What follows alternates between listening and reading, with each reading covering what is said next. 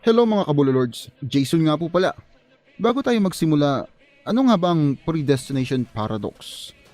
Ang predestination paradox ay tumutukoy sa pangyayari kung saan ang taong bumalik sa nakaraan ay naging parte ng mga pangyayari sa nakalipas at maaaring naging sanhi pa ng mga pangyayari na naging dahilan para bumalik sa panahon ang nasabing taong yun. Ang Attack on Titan ay naglalaman ng mga micro-time travels. Micro dahil hindi ito sa pisikal na aspeto, kundi sa isipan lamang. Kaya tingnan natin kung saan ba nagsimula ang lahat. Balikan natin ang simula ng mga kaganapan na tatawagin nating inciting incidents. Paalala, ang videong ito ay naglalaman ng mga impormasyong maaring maging spoiler para sa iyo. Kaya kung hindi ka updated sa current chapters ng manga, mas mabuting ibang videos na muna namin ang panoorin mo. Pero kung updated ka naman, o kung wala lang sa iyo mga spoilers, samahan mo kami sa kwentuhan ngayon. Pero syempre, bago ang lahat, roll intro muna.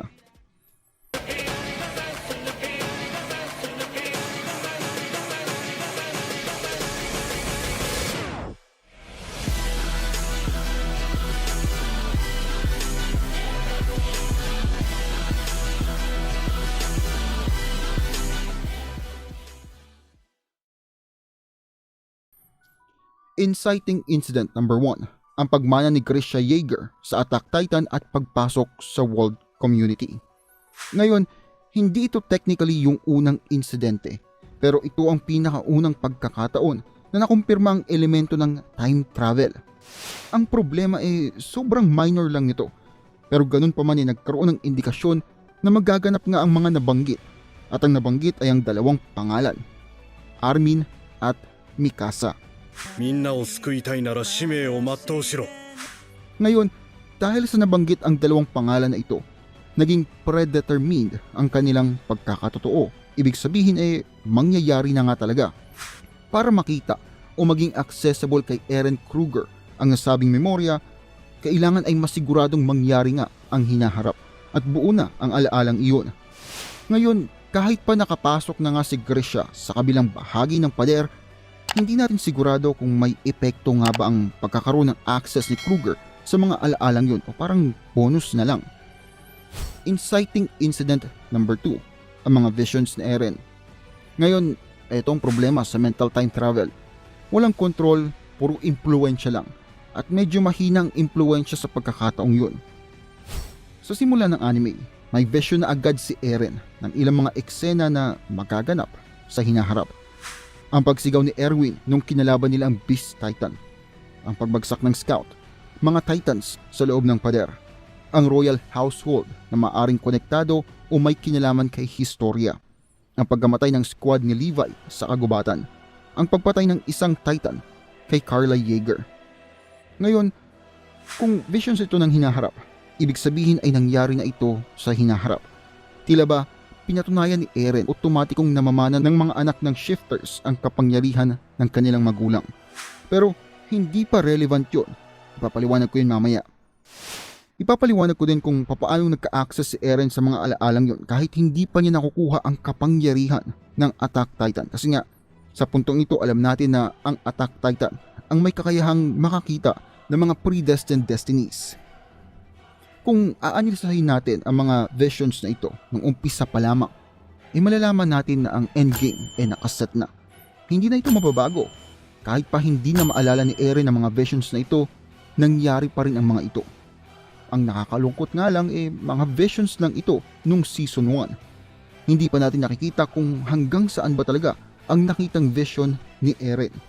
Kung titignan natin ang kabuuan ng Attack on Titan universe, posibleng ang mga visions na yon ay naglalaman ng buong hinaharap ni Eren. Ito ang problema sa mga istorya sa loob ng isang istorya. Hindi ito nagpapakita ng masyado kasi mai-spoil ang mga fans. Potential Inciting Incident number 0 o Prime, nang makilala ni Ymir ang demonyo. Ngayon, ito ay isang teorya na narinig ko pero interesting din. Posibleng ang demonyo o devil na nakilala ni Ymir at nakasama nung ilang siglo ang nakalipas ay si Eren. Posibleng oo, ginamit ni Eren ang kapangyarihan ng Founding Titan para bumalik sa oras bago pa maging shifter si Ymir. Sa pamamagitan ng kanyang mga alaala, nagkaroon ng abilidad sa di ko malamang paraan na masigurong maibibigay niya kay Ymir ang power ng Founding Titan. Medyo mahirap ipaliwanag ang teoryang ito dahil marami rin kasi itong conjecture o mga haka-haka. Pwede bang maipasa ang Titan power kahit hindi pa nakakain ng nakaraang holder? Pwede ba itong maipasa ng walang dumadanak na dugo? Kung tama ang teoryang ito, magiging predetermination paradox ang Attack on Titan. Dahil sa pagtatangka ni Eren na palitan ng hinaharap ay naging parte na siya ng mga kaganapan. Ginusto man niya ito o hindi, na predetermine na ang hinaharap na gusto niyang iwasan bago pa man ito maganap. Well, iyon ang nakikita natin bilang mga outsider. Posibleng ganoon ang ending ng Attack on Titan.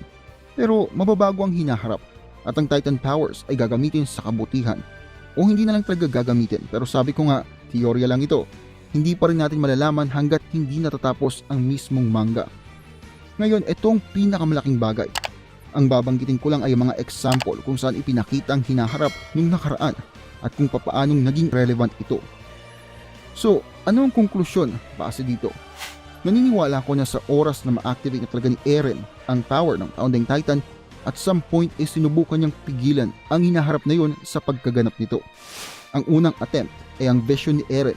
Pinapakita sa kanya ng nakaraan ng mga ilang kaganapan sa hinaharap para gumawa ito ng pagbabago. Nang makitang pumalya siya, bumalik pa siya sa nakaraan bago pa makapasok si Grisha sa kabilang bahagi ng pader at sinubukan niyang impluwensyahan si Eren Kruger sa mas simpleng paraan. At masasabing pumalya rin ito dahil nagpatuloy pa rin ang kwento.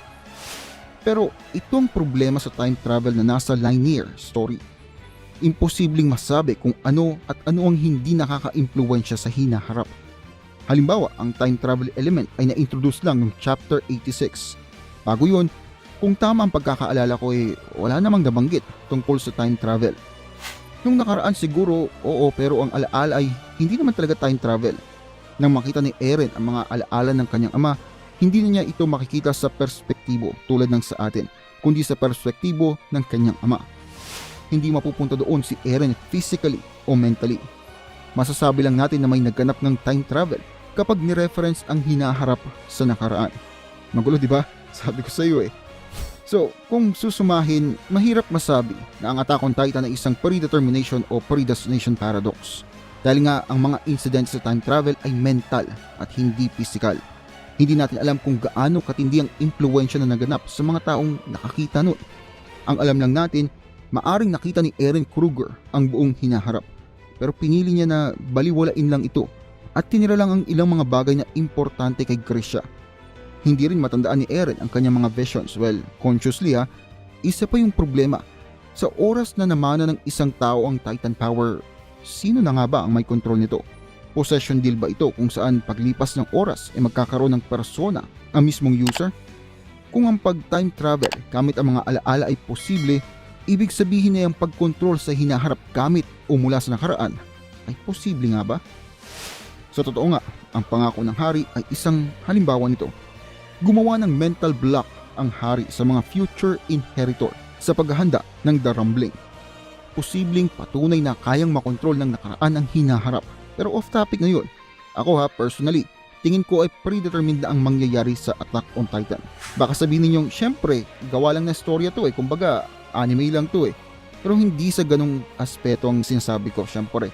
Tingin ko ay bumalik si Eren sa nakaraan para pigilan ang mga kaganapan sa kung papaano ba sila mangyayari.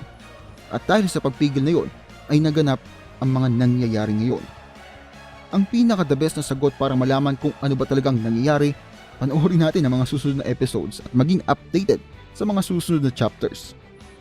Nagustuhan niyo ba ang impormasyon na ibahagi ko? Kung oo, i-like mo na ang channel na ito, mag-subscribe at pindutin ang bell notification nang sa gayon ay maging updated ka sa mga susunod pang malulupit na anime videos. Hanggang sa muli nating pagkita, paalam!